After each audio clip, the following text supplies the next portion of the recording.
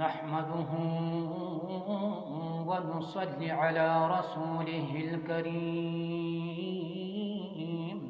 اما بعد جو بھی بندہ خودکشی کرے گا، اپنے آپ کو مار ڈالے گا، اپنے آپ کو قتل کرے گا،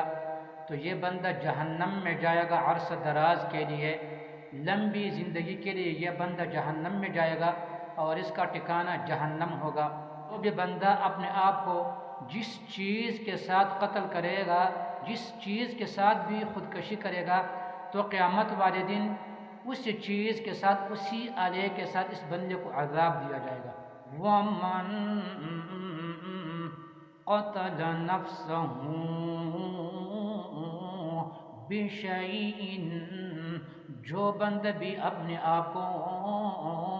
کسی چیز کے ساتھ قتل کریں، کسی چیز کے ساتھ خودکشی کریں، عُذِّبَ بِهِ یوم القیامت، تو اس بندے کو اسی چیز کے ساتھ قیامت والے دن عذاب دیا جائے گا۔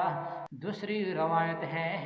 حضرت ابو ہریرہ رضی اللہ تعالی عنہ راوی ہیں، روایت ہے بخاری شریف میں کہ نبی صلی اللہ علیہ وسلم نے فرمایا ہے، الذی یخنق نفسہ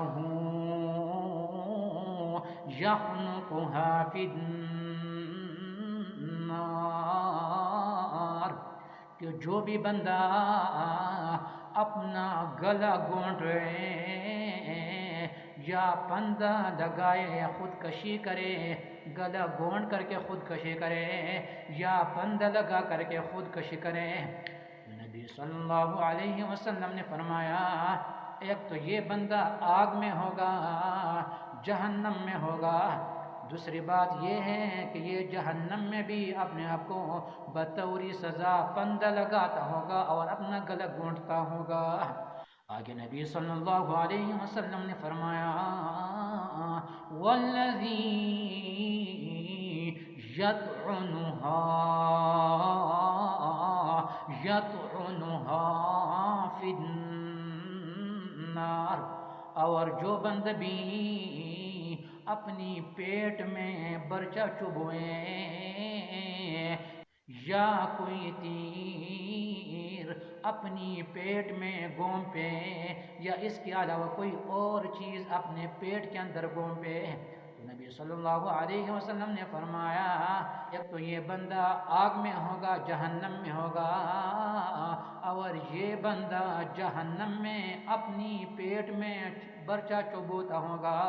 اور اپنی پیٹ میں تیر گھونپتا ہوگا۔ دنیا میں جس چیز کے ساتھ بھی اپنا خاتمہ کرے گا، خودکشی کرے گا، تو قیامت والے دن اسی چیز کے ساتھ جہنم میں اس بندے کو عذاب دیا جائے گا۔ رب العالمین ہمیں ایسے موت سے بچائے اور رب العالمین ہمارا خاتمہ بالایمان کرے۔